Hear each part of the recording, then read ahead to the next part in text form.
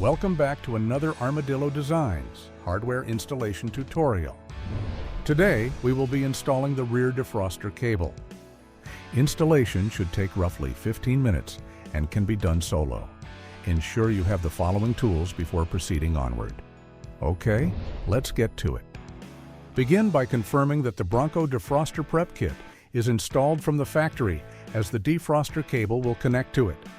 Next, take the Armadillo defroster harness and connect the longest lead to the passenger side window tab and the shorter lead to the driver's side tab.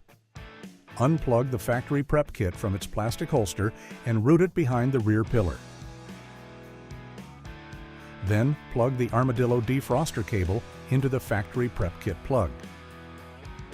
Following the driver's side edge of the rear hatch, locate the zip tie hook-in tabs and use the provided zip ties to secure the harness cable along the hatch.